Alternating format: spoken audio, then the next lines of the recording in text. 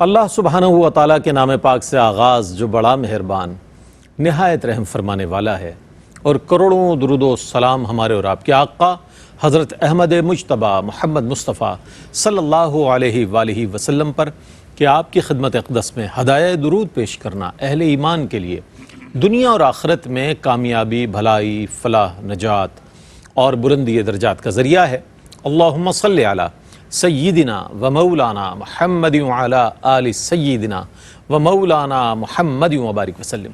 ناظرین محترم، السلام علیکم ورحمۃ اللہ وبرکاتہ۔ میں ہوں آپ کا میزبان محمد رئیس احمد، اور پیش کیا جا رہا ہے پروگرام روشنی سب کے لیے۔ آپ جانتے ہیں کہ روشنی سب کے لیے یہ جو پروگرام ہے، 3 پروگرامز ہوتے ہیں، منگل، بدھ، پیر، منگل بدھ، اور تینوں میں موضوعات کا اتنا اچھا تنوع رکھا جاتا ہے کہ دیکھنے والے سال ہا سال سے ان پروگرامز کو دیکھ رہے ہیں اور خوشی محسوس کرتے ہیں کہ کچھ اس طرح کا ایک تدریسی ماحول ہوتا ہے کہ کچھ کوشش کی جاتی ہے کہ اپنے موضوع سے متعلق کوئی نہ کوئی بہتر مواد جو ہے آپ تک پہنچایا جائے، وقی مطالعے کی روشنی میں جو ہمارے اسکالرز حضرات رکھتے ہیں الحمدللہ۔ ناظرین، آج جو موضوع ہے خدمت خلق ہے۔ بنیادی طور پر دیکھا جائے تو انسان ہی انسان کے کام آتا ہے۔ اگر یہ جذبہ، یہ صفت اور یہ خوبی دیکھا جائے تو انسان کی پیدائش سے ہی اس میں موجود ہے کہ وہ اپنے ہم جنس کے کام آئے، اپنے ایک بھائی کے کام آئے، کسی نہ کسی طور پر، کسی نہ کسی انداز میں۔ اب یہ بات الگ ہے کہ کس دور میں یہ سلسلہ بہت زیادہ آگے بڑھا اور کس دور میں اسے بام عروج عطا ہوا۔ البتہ یہ ضرور ہم کہہ سکتے ہیں کہ اسلامی تاریخ اس بات پر گواہ ہے کہ ایک ایسا موقع بھی تاریخ اسلام میں نظر آتا ہے کہ جب لوگوں نے زکوٰۃ و عشر کے حوالے سے انتہائی دیانتداری کے ساتھ اپنے فرائض کو انجام دیا، اور بیت المال کا صحیح جو استعمال تھا اس کے تحت اتنا اچھا منظم معاشرہ ترتیب پایا کہ جہاں پر زکوٰۃ دینے والے موجود نظر آتے ہیں، زکوٰۃ لینے والے موجود نظر نہیں آتے۔ جب اس میں تفاوت آیا، اس میں جب تفریق آئی، اس میں جب تغیر و تبدل ان تمام چیزوں میں نظر آنے لگا، تو پھر لوگوں میں یہ جذبہ بیدار ہوا کہ کچھ لوگ ایسے بھی ہیں کہ جن کی مدد لازم و ضروری ہے، کسی بھی نوعیت کی، خوراک کے حوالے سے ہو، امداد، مالی امداد کے حوالے سے ہو، اخلاقی طور پر مدد کرنے کے حوالے سے ہو۔ تو یہ جو جذبہ ہے، اگر ہم غیر مسلموں میں دیکھیں اور ان میں اگر یہ دیکھیں تو ان کے ہاں یہ چیز نظر آتی ہے کہ جناب صرف ہمیں سوشل ویلفیئر کا کام کرنا ہے، انسانی خدمت کرنی ہے تاکہ دنیا میں ہمارا نام رہے، جیسے کہ مدر ٹریسا اور XYZ اور بہت سارے، ہم کتنے نام ایسے گنوا سکتے ہیں۔ لیکن اسلام میں اس کی خوبی یہ نظر آتی ہے کہ جہاں اس کو دنیا میں اللہ رب کریم یہ موقع فراہم کرتا ہے کہ وہ انسانوں کی خدمت کرے، تو دنیا میں بھی اس کا اجر و ثواب ہے اور اخروی اجر و ثواب بھی اس کو ضرور ملتا ہے۔ تو اس حوالے سے ہم انشاءاللہ جاننا چاہیں گے کہ اسلام کس انداز میں اس کو پروموٹ کرتا ہے، ان چیزوں کو۔ پھر جو لوگ یہ ذمہ داریاں نبھا رہے ہیں یا نبھانا چاہتے ہیں، آج تو ہر شخص، ایک شخص کھڑا ہو جاتا ہے بینر لے کے، جناب میری NGO ہے، دوسرا شخص 2 افراد کو لے کے کھڑا ہو جاتا ہے، اور اس طرح سے یہ ہر شخص میں جذبہ نظر آتا ہے۔ لیکن اس میں سیکھنا کتنا ضروری ہے، اس کے آداب کیا ہے، اس قواعد و ضوابط کیا ہے، اس حوالے سے بھی انشاءاللہ وہ جو ہیں ان کو انشاءاللہ آج ڈسکس کیا جائے گا۔ آج ہمارے ساتھ موجود ہیں ممتاز و معروف عالم دین علامہ لیاقت حسین اظہری صاحب۔ السلام علیکم ورحمۃ اللہ وبرکاتہ۔ وعلیکم السلام ورحمۃ اللہ وبرکاتہ۔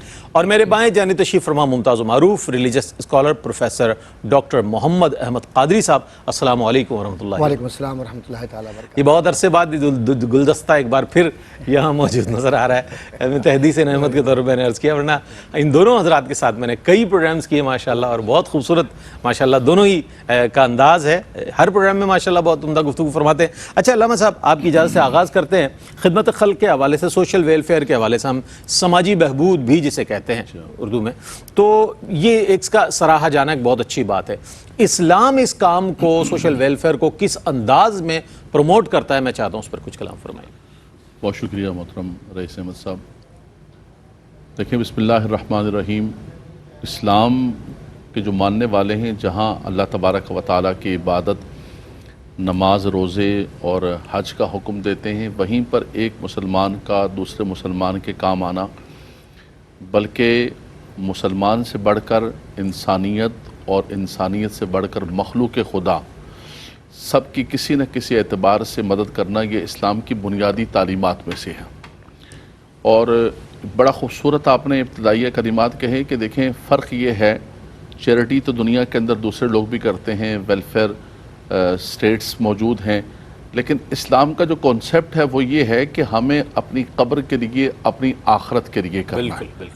جب انسان اسلام قبول کر لیتا ہے، دین اسلام قبول کرنے کے بعد اللہ تبارک و تعالیٰ جو بھی نیکی کرتا ہے آخرت کے اندر اس کا ذخیرہ ہوتا ہے، بے شک بے شک، اور نام تو باقی رہتا ہے، سخی کا نام زندہ ہوتا ہے، اور مخلوق خدا کی خدمت کرنے والوں کو اللہ تبارک و تعالیٰ ان کے ناموں کو زندہ رکھتا ہے، چاہے وہ مسلم ہوں یا غیر مسلم ہوں۔ لیکن جیسے آپ نے فرمایا کہ مسلم کا یہ ہے کہ اس کے اثرات قبر تک میدان معاشر تک بے جاتے شک بے شک بے شک، ہیں۔ رب تعالیٰ فرماتا ہے وَأَمَّا مَا يَنْفَعُ النَّاسَ فَيَمْكُثُ فِي الْأَرْضِ، فرمایا جو لوگوں کے لیے نافع ہوتا ہے تو رب تبارک و تعالیٰ اسے زمین میں تمکن دیتا ہے، سبحان اللہ سبحان اللہ، اسے زمین کے اندر رب تبارک و تعالیٰ جماؤ دیتا ہے۔ اللہ کے نبی صلی اللہ علیہ وسلم نے فرمایا خیر الناس من ينفع الناس بے شک، وخیر الناس من انفع الناس، فرمایا تم میں بہترین وہ ہے، کیا بات، اللہ کے نبی صلی اللہ علیہ وسلم نے اسے بہترین خود قرار دیا جو لوگوں کے لیے نافع ہے، بے شک بے شک، مخلوق خدا کے لیے اچھا ہے کسی نہ کسی اعتبار سے۔ اللہ کے نبی صلی اللہ علیہ وسلم نے فرمایا من کان فی حاجت اخیہ کان اللہ فی حاجتہ، فرمایا جو کسی مسلمان کی حاجت کو پورا کرتا ہے رب تبارک و تعالیٰ اس کی حاجات کو پورا کرتا ہے، اور فرمایا کہ جو کسی مسلمان کی کسی مشکل کو، پریشانی کو، تکلیف کو، مصیبت کو دور کر دیتا ہے رب تبارک و تعالیٰ یہاں بھی اس کی مشکلات کو دور کرتا ہے، لیکن سب سے بڑی جو مشکل ہے میدان معاشر کی اور آخرت کی اور قبر کی، رب تبارک و تعالیٰ ان قربات کو جو ہے قربات یوم القیامہ، رب تبارک و تعالیٰ فرج اللہ عنہ قربت من قربات یوم القیامہ، رب تعالیٰ آخرت کی جو قربتیں ہیں اور پریشانیاں ہیں ان کو دور کر دیتا ہے۔ تو یہ ایک مسلمان کے لیے لازم و ضروری ہے، بلکہ اللہ کے نبی صلی اللہ علیہ وسلم نے فرمایا الخلق عیال اللہ، اللہ اکبر، اللہ، فرمایا یہ اللہ کی ساری مخلوق گویا اللہ کا کنبہ ہے، اور اس کنبے کے ساتھ اچھے سے اچھا برتاؤ کرو، رب تبارک و تعالیٰ تمہیں اس کی برکتیں عطا فرمائے گا۔ ایک حدیث پاک کے اندر آتا ہے، مشکاۃ شریف کی حدیث پاک ہے جو ہمارے نصاب کے اندر شامل ہیں کہ ڈاکٹر صاحب ماشاءاللہ اس نظام سارے سے گزرے ہوئے ہیں کہ رب تبارک و تعالیٰ ایک بندے سے فرمائے گا کہ اے میرے بندے، اے ابن آدم، میں بیمار تھا تو نے میری عیادت نہیں کی۔ بندہ کہے گا خدایا تو تو شفا دینے والا ہے، تو تو شافی الامراض ہے، وَإِذَا مَرِضْتُ فَهُوَ يَشْفِينِ، فرمایا کہ اے میرے بندے میں بھوکا تھا تو نے مجھے کھانا نہیں کھلایا، اللہ اللہ، میرے پاس لباس نہیں تھا تو نے مجھے لباس نہیں پہنایا، بار بار بندے سے پوچھے گا، وہ کہے گا مالک و مولا تو سارے جہان کو سب کو کھلانے والا ہے اور تو سب کو لباس دینے والا، سب کو شفا دینے والا، فرمایا تو میرے اس بندے کی عیادت کرتا، اس کو کھانا کھلاتا، اس کو لباس پہناتا، گویا تو مجھے پہناتا۔ اللہ، یعنی رب تبارک و تعالیٰ اپنی مخلوق کے ساتھ اتنی محبت کرتا ہے، اللہ اللہ، فرمایا اس کے ساتھ کیا ہوا گویا میرے ساتھ ہوتا، یعنی اللہ تعالیٰ کی بارگاہ کے اندر تجھے اجر دیا جاتا۔ اور ابتدائیے کے اندر رئیس بھائی بہت خوبصورت آپ نے جملہ کہا، بہت میرے دل پر لگا کہ اس کے اثرات، یہ چیزیں ہمیں سمجھنے کی، اس کے اثرات قبر تک، آخرت تک پہنچتے ہیں۔ اللہ کے نبی صلی اللہ علیہ وسلم نے فرمایا، مشکاۃ شریف کی حدیث پاک ہے، مسلم شریف کی حدیث پاک ہے، اذا مات الانسان انقطع عنه عمله الا من ثلاثه الا من صدقه جاریہ او علم ينتفع به او ولد صالح يدعو له۔ پہلا سب سے پہلے فرمایا کہ صدقہ جاریہ کا کوئی کام کر کے چلا گیا، جس کو آج کے زمانے میں ہم ویلفیئر کا کام کرتے ہیں، سوشل ویلفیئر کا کام کر کے چلا گیا، فرمایا قبر میں بھی چلا جائے گا، اس کا میٹر چل رہا ہے، میٹر چل رہا ہے، یار کوئی انویسٹمنٹ بتاؤ کہ میں سویا ہوا ہوں تو میرا میٹر چل رہا ہو، یہ انویسٹمنٹ ہے سب سے بڑی، یہ آخرت کی انویسٹمنٹ ہے، قبر میں سویا ہوگا، ادھر میٹر چل رہا ہوگا۔ فرمایا جب اعمال کا سلسلہ منقطع ہو گیا تب بھی قبر میں اس کے برکات و اثرات پہنچتے رہیں گے۔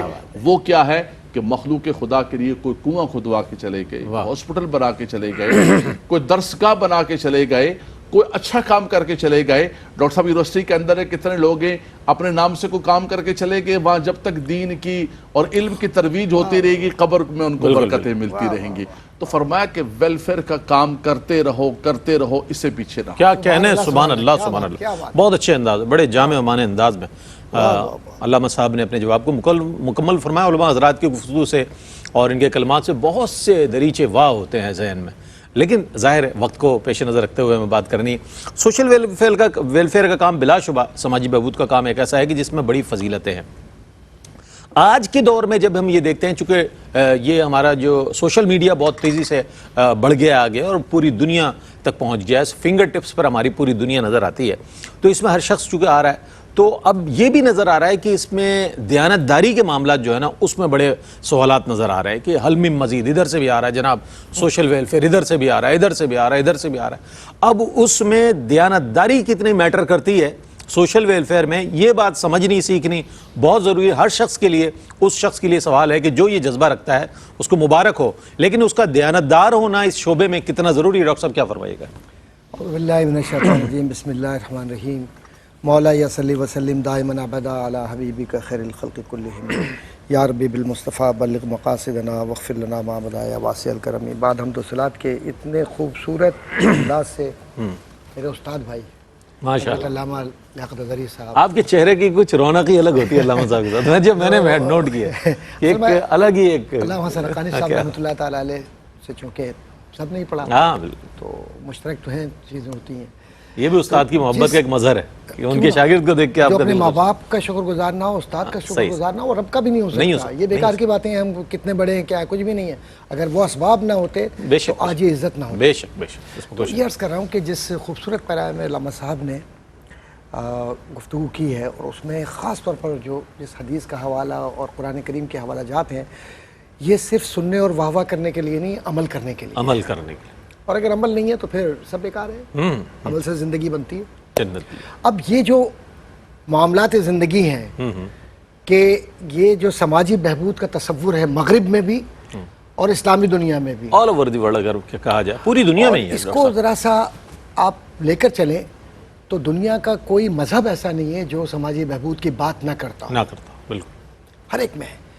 چانکیہ کوتلیہ چانکیہ نے بھی بات کی ہے، کارل مارکس نے بھی بات کی ہے، بالکل، لینن نے بھی بات کی ہے، ماؤ نے بھی بات کی ہے، خروشیف نے بھی بات کی ہے، اسٹالن نے بھی بات کی ہے، چلتے جائیے چرچل سے اوپر تک ادھر تک، جو ڈیگال کی جس کو کہتے ہیں کہ جی ففتھ ریپبلک آف فرانس جو ریولوشن آیا اس کی بنیاد ہی سماجی بہبود تھا۔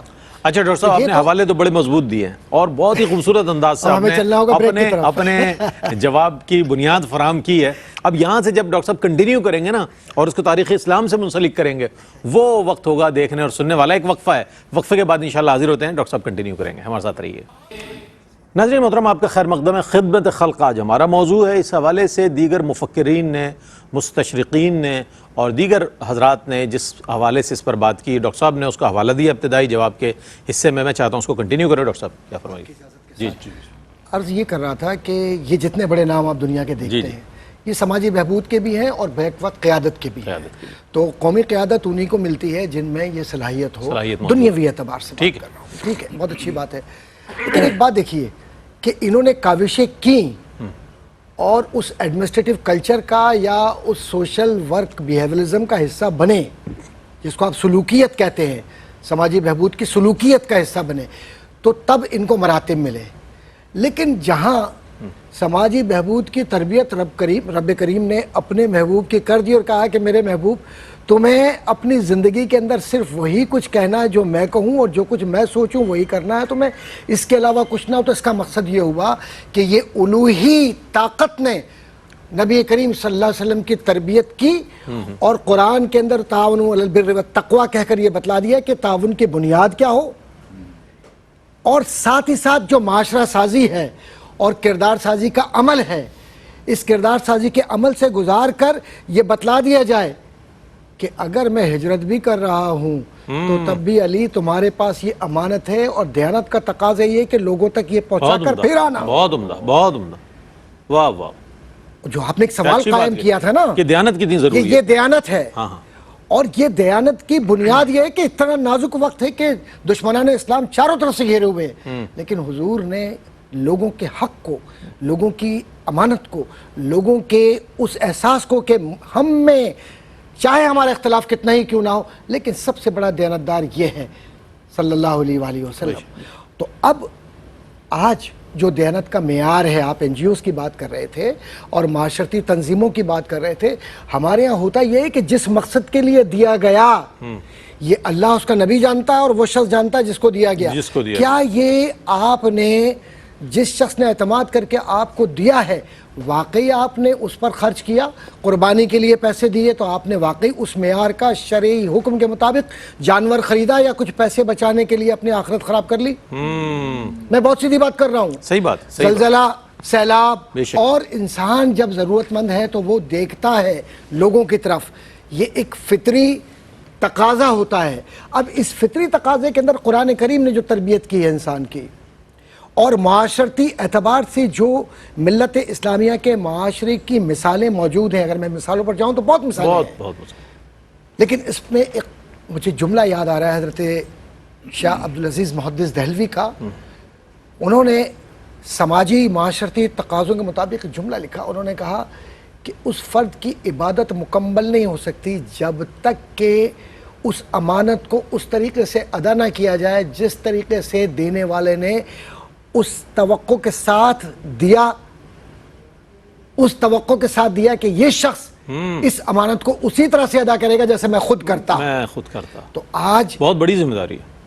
آپ یقین جانیے یہ پیسہ، یہ دیکھیے اولاد ہے اور یہ پیسہ ہے، یہ تو فتنہ ہے، آزمائش ہے آپ کی. بالکل. اس آزمائش کے مرحلے میں ناموری کے لیے ہم ایک کسی غریب کو ایک شلوار کرتے کا جوڑا دے کر اور سوشل میڈیا پر دن بھر اپنی تصویر کی نمائش کرتے رہیں تو اللہ تمہارے چہروں کو تو نہیں دیکھتا. انما الاعمال بالنیات جب یہ کہی ہے بات، تو اب اس نیت میں جو معاشرہ ہے جب تک اس کی کردار سازی نہیں ہوگی تو صرف رمضان کا نمازی نہیں کہلائے گا جب تک کہ رمضان کے اثر کو لے کر پوری زندگی میں نماز کے لیے سجدہ ریز ہو کر رب کی بارگاہ میں اپنی عز و انکساری کا اظہار.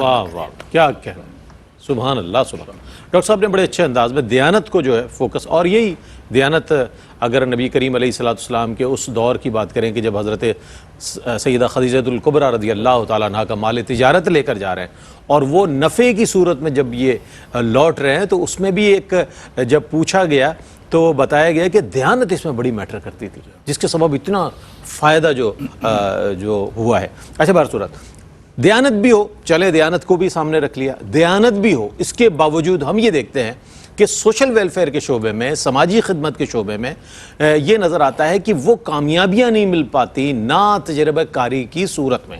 تو اب یہ جو علامہ صاحب بات ہے کہ دیانتدار بھی ہے وہ شخص لیکن وہ مؤثر نہیں ہے اس کا کام، اور معاشرے میں اس کے وہ اثرات مرتب ہوتے ہوئے نظر نہیں آ رہے، نا تجربہ کاری ہے.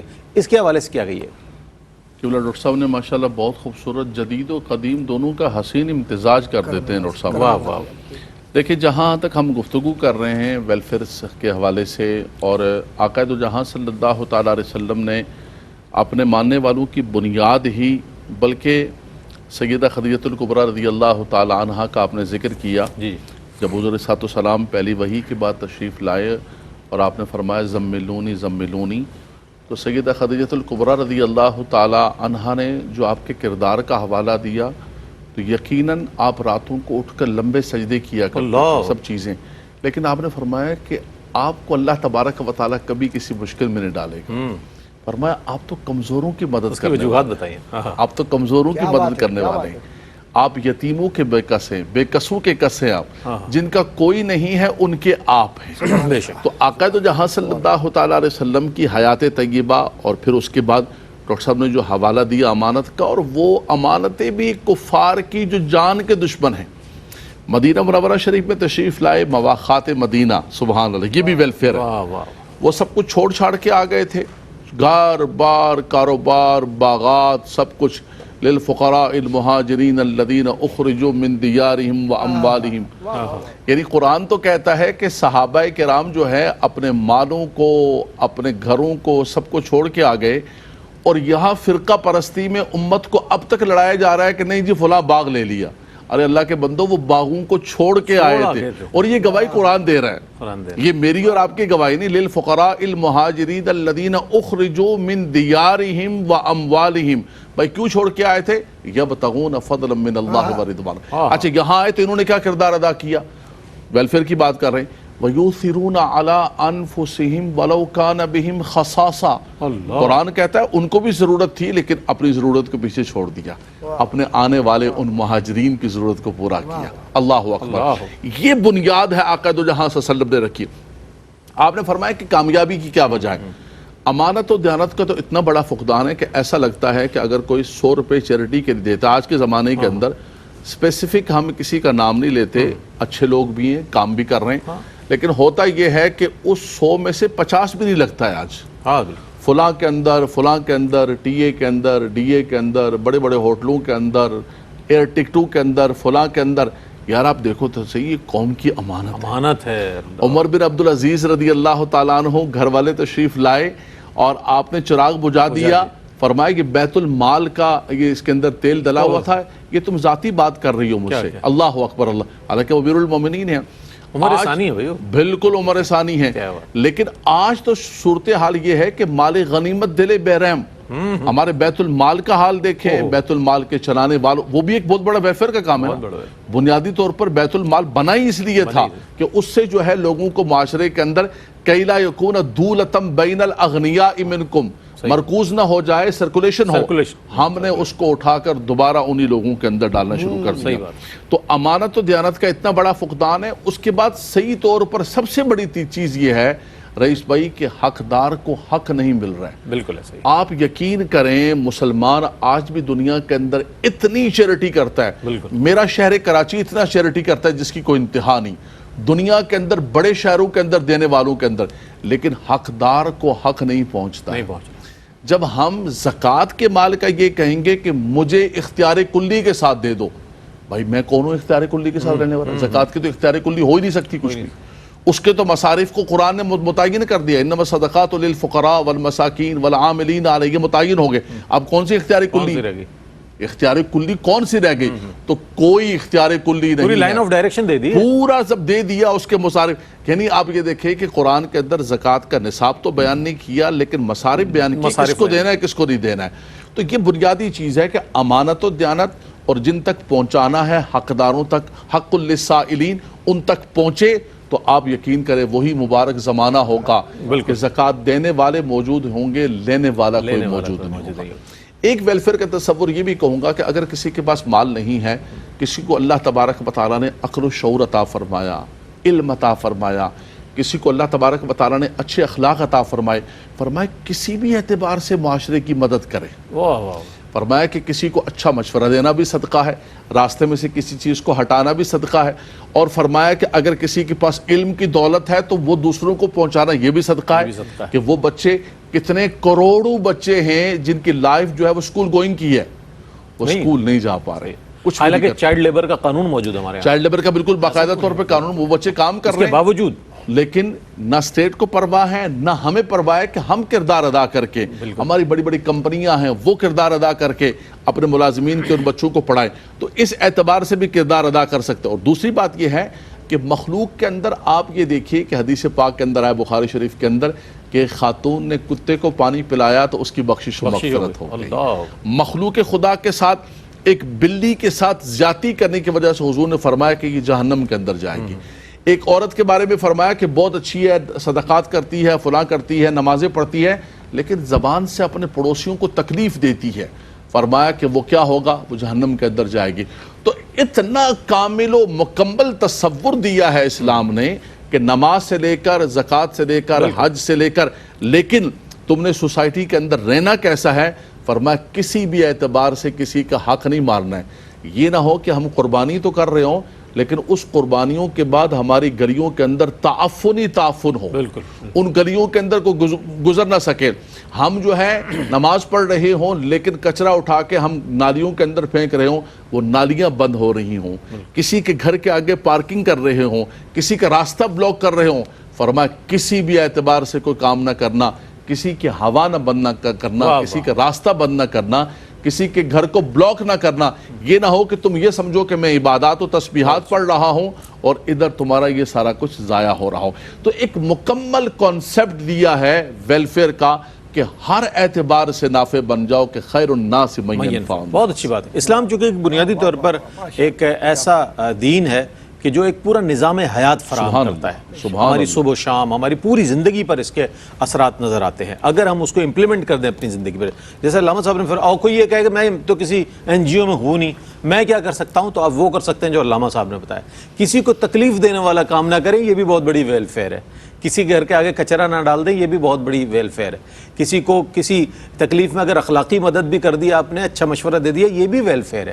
ہم یہ سمجھتے ہیں کہ ہمارے پاس اتنا پیسہ ہوگا پھر جا کے ہم جناب کسی کی مدد کریں گے, 100-200 تصویریں بنوا کے سوشل میڈیا پر آویزاں کر دیں گے تو سمجھیں گے ہاں جناب بہت بڑی ویلفیئر اور بہت بڑی این جی او چلا رہے ہیں.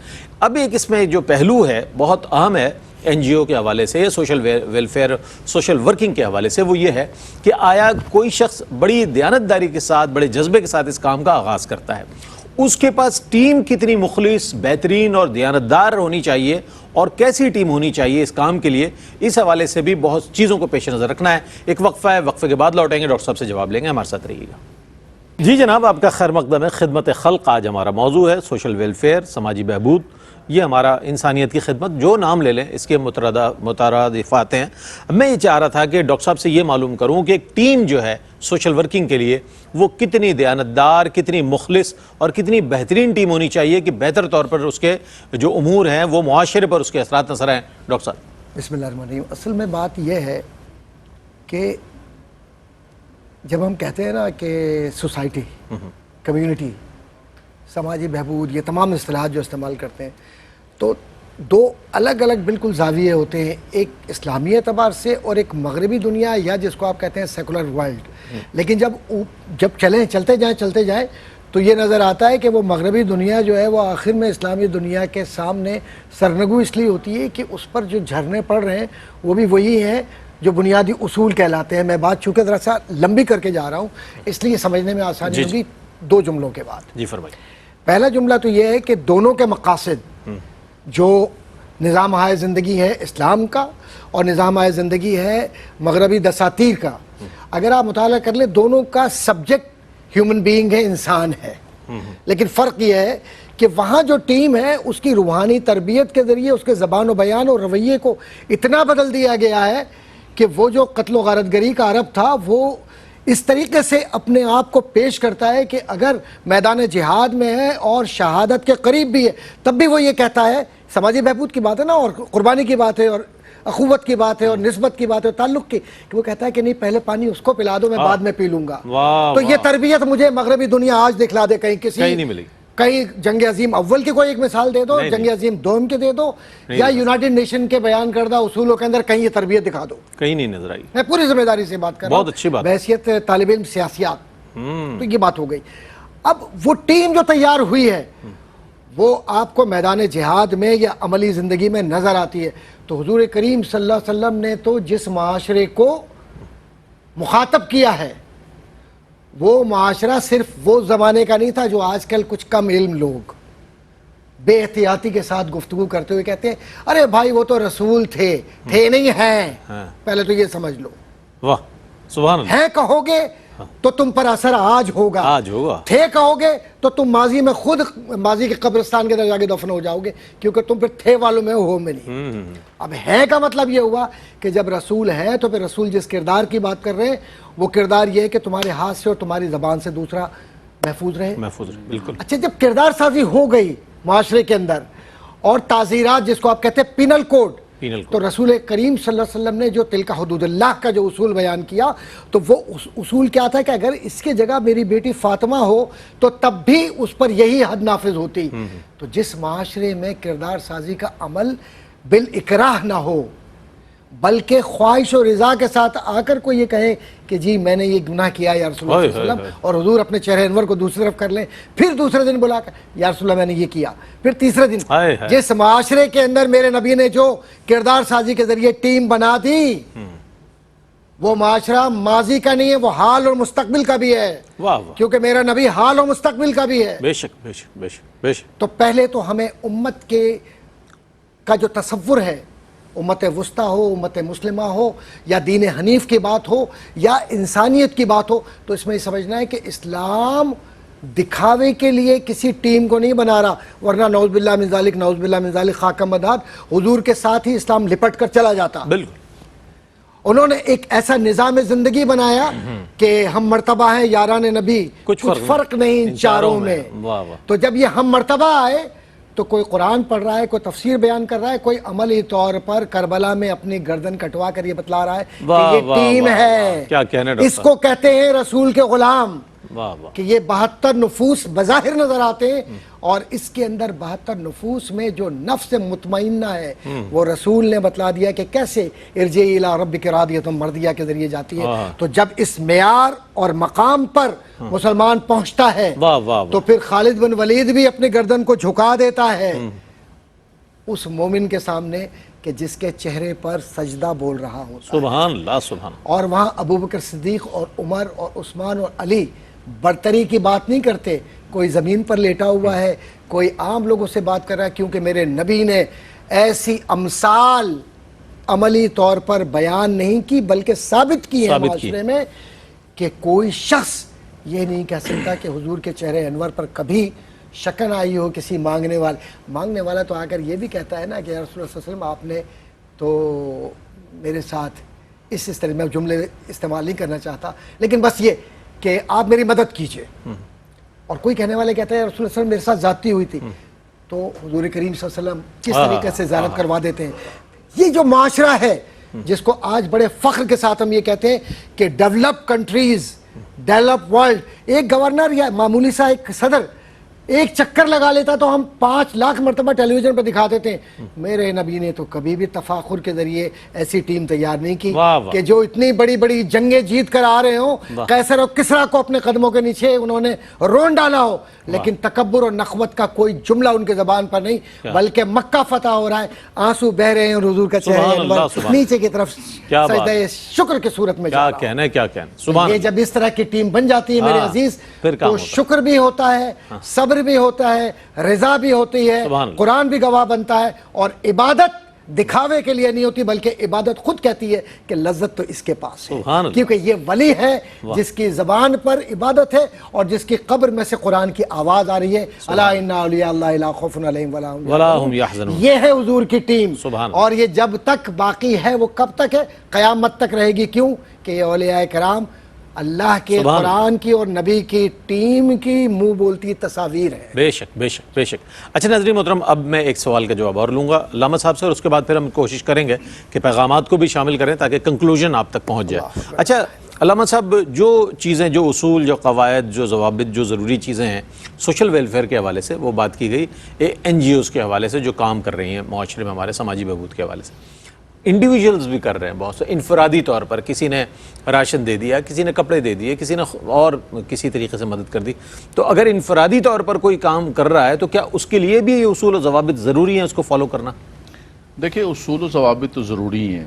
آپ مثال کے طور پر ایک یہ ہے کہ اگر آپ کسی سے کلیکشن کرتے ہیں تو اس کے اندر تو امانت و دیانت اور حقداروں تک پہنچانا، آپ نہیں بھی کرتے ہیں، خود اپنے طور پر انڈیویجول کرتے ہیں، اپنے مال سے کرتے ہیں، اس کے اندر بھی یہ چیز یاد رکھیں کہ ایسی چیز نہ دیں آپ کہ جو آپ خود استعمال نہیں کر سکتے۔ صحیح۔ جو کپڑا آپ نہیں پہن سکتے ہیں، جو کھانا آپ نہیں کھا سکتے ہیں۔ ہمارے یہاں ایسا بھی ہوتا ہے، اللہ تعالیٰ محفوظ فرمائے کہ رمضان کے اندر ایسا سامان، ایکسپائرڈ سامان نکالا جاتا ہے کہ وہ آٹے کے اندر اور چاولوں کے اندر کیڑے پڑے ہوتے ہیں، بس وہ بورے بنا کے راشنوں کے دے دیے جاتے ہیں، وہ بک بھی جاتا ہے، مال پیسہ بھی پورا ہو جاتا ہے، بالکل غریب کے گھر سب ایسے کچرا جاتا ہے۔ بالکل کپڑا ایسے لکھا ہوتا ہے زکوٰۃ کے لیے کپڑے، اس کو 1 سے 2 مرتبہ دھوئیں گے تو وہ ہاتھ میں کپڑا آ جائے گا۔ بالکل ایسے تو انڈیویجول بھی کریں آپ، تو اس چیز کا خیال رکھیں آپ، وَلَا تَيَمَّمُوا الْخَبِيثَ مِنْهُ وَتُنْفِقُونَ وَلَسْتُمْ بِآخِذِيهِ إِلَّا أَن تُغْمِضُوا فِيهِ۔ قرآن کہتا ہے کہ آپ جو ہے وہ خراب چیز کو نہ ملاؤ، اور ایسی چیز جو آپ کو پیش کی جائے تو آپ نہ لیں اس کو۔ میں نے رمضان کے اندر ایک بات کہی، میں نے کہا جو آپ بانٹیں گے اس کا ایک توڑا سب سے پہلے لا کر اپنی گھر والی کو دینا کہ آج کھانا میرے ہاں اس سے بنے گا، میں کھا سکتا ہوں، میرے بچے کھا سکتے ہیں، اس کے بعد آپ دینا شروع کریں۔ تو اب آپ اجتماعی طور پر کریں یا انڈیویجول کریں، آپ جو ہے اس چیز کا خیال رکھیں کہ امانت، دیانت اور صحیح چیز دیں، اس لیے کہ یہ اللہ کا نائب بن کر وہ فقیر قبول کر رہے ہیں۔ جیسے حدیث پاک پڑھی تو اصل سودا تو آپ کا اللہ تبارک و تعالیٰ کے ساتھ ہے، تو مخلوق خدا کے ساتھ۔ دوسری ٹیم کے حوالے سے ڈاکٹر صاحب نے بہت خوبصورت بات کی۔ دیکھیں ٹیم جو ہے آج انسٹیٹیوٹ بندے ہوئے ہیں, وہاں پر ٹریننگ ہوتی ہے, سب کچھ ہوتا ہے, اور اتنی بڑی بڑی تقریریں, بڑی بڑی باتیں, سب کچھ, لیکن سب سے بڑی چیز ہے کہ ہماری نیتیں درست ہونی چاہیے. نیتیں درست ہوتی ہیں تو طریقے بھی آ جاتے ہیں. سیدنا عمر فاروق رضی اللہ تعالیٰ عنہ رو رہے ہیں. کیا ہوا عمر؟ رونے کا مقام نہیں, خوشی کا مقام ہے. 22 لاکھ مربع میل عدل کا نظام قائم کیا ہوا ہے. بولا رو اس بات پہ رہا ہوں کہ میرا باپ خطاب چند اونٹ دے کے بیچتا تھا, وہ مجھ سے قابو نہیں آتے. آج یہ مصطفیٰ کریم صلی اللہ تعالیٰ علیہ وسلم کا صدقہ ہے, اسلام کا صدقہ ہے, حضور کے نکاح نبوت کا صدقہ ہے کہ 22 لاکھ سے زیادہ جو ہے آپ کے زیر نگین ہے, اور ایک نظام قائم کر کے دکھایا. اب مجھے بتائے کہ کس انسٹیٹیوٹ سے سیکھا تھا انہوں نے؟ آقا دو جہاں صلی اللہ علیہ وسلم کی ذات بابرکات تھی. اور سب سے بڑی بات یہ کہ جب آپ کی نیت اچھی ہو تو رب تعالیٰ آپ کے لیے راہیں نکالتا ہے. والذین جاہدوا فینا لنہدینہم سبلنا. فرمایا تم ہماری طرف چلو, اچھی نیت, راستے دینا, سکھانا. فرمایا ہم راہیں دیں گے, ہم راستے دیں گے. لیکن جب ہماری نیتیں ہی اچھی نہیں ہیں, بہت اچھی بات, تو پھر آپ بڑے بڑے دعوے کریں, بڑی بڑی کہانیاں کریں, تقریریں کریں, بھاشن دیں, لوگوں کو یہ کر دیں گے, تباہی پھیر دیں گے, نہریں چل پڑیں گی. اس کے بعد نہ نہریں چلیں گی, نہ کچھ ہوگا, نہ نوکریاں ہوں گی, نہ کچھ برسات ہوگی, وہیں کے وہیں بیٹھے ہوں گے. تو اصل چیز یہ ہے کہ ہم نے بھاشن بازی زیادہ کی ہے کہ پبلک کو لفظوں کے ذریعے جو ہے بلیک میل کر کے کام چلاؤ. یہ جب تک نیت ہماری درست نہیں ہوگی تو ہماری قوم کے اندر تبدیلی نہیں آ سکتی. میں بہت شکریہ ادا کروں گا علامہ صاحب آپ کی تشریف آوری کا. ڈاکٹر صاحب آپ تشریف لائے, آپ کی تشریف آوری کا بہت شکریہ. ناظرین, موضوع بہت بڑا ہے, خدمت خلق کوئی چھوٹا موضوع نہیں ہے, بہت بڑا موضوع ہے. لیکن وہی ابتدائی بات کہ الحمدللہ ثم الحمدللہ ہم مسلمان ہیں, تو ہمارا اس بات پر یقین ہے کہ اللہ تعالیٰ یہ جو ہم جو امور انجام دے رہے ہیں, اللہ تعالیٰ اس کی جزا ہمیں دنیا میں بھی عطا فرمائے گا, اور قبر تک اور حشر تک اس کا سلسلہ جو ہے اس کے اجر و ثواب کا ہمیں ملتا رہے گا. تو اخلاص نیت بہت ضروری ہے, دیانت بہت ضروری ہے, اور ڈیووشن بہت ضروری ہے, جو نظر نہیں آتی زیادہ تر. اور کچھ لوگ ہیں جو کر رہے ہیں ظاہر ہے, لیکن اس حوالے سے بہت بڑی ذمہ داری. ڈاکٹر صاحب نے بھی بہت اچھی بات فرمائی, صرف کسی کا مال لے لینا کافی نہیں ہے, اس کو مستحقین تک پہنچانا, یہ جو صحیح معنوں مستحق. جان پہچان والوں کو تو ویسے بھی انسان مدد کر دیتا ہے, لیکن علامہ صاحب نے بھی فرمایا کہ کتنے ہی لوگ ایسے ہیں, کراچی ان دنیا کے بڑے شہروں میں آتا ہے کہ جو سب سے زیادہ ویلفیئر کا کام کر رہے ہوتے ہیں. رمضان المبارک دیکھیں یا دیگر مہینوں میں سب سے زیادہ جو ویلفیئر کا کام ہوتا ہے وہ کراچی سے ہوتا ہے. تو کیا صحیح معنوں میں مستحقین تک وہ جا رہا ہے؟ یہ سوال میرے لیے بھی ہے, آپ کے لیے بھی یہ سوال چھوڑ جا رہا ہوں. اور غور کیجئے گا کہ ہم انڈیویجولی جو ہم کام کر رہے ہیں انفرادی طور پر, اس میں ہم کتنے دیانتدار ہیں, اور جو اجتماعی طور پر جو بھی کام کر رہا ہے تنظیمی طور پر NGOs کے سلسلے میں, وہ کس حد تک اس کو پیش نظر رکھ رہا ہے. یہ سوال آپ کی خدمت میں چھوڑ کر جا رہا ہوں, اور انشاءاللہ آئندہ پروگرام میں آپ سے ایک بار پھر ملیں گے. تب تک کے لیے اپنے میزبان محمد رئیس احمد کو اجازت دیجیے. اللہ حافظ. سب کے لیے روشنی روشنی سب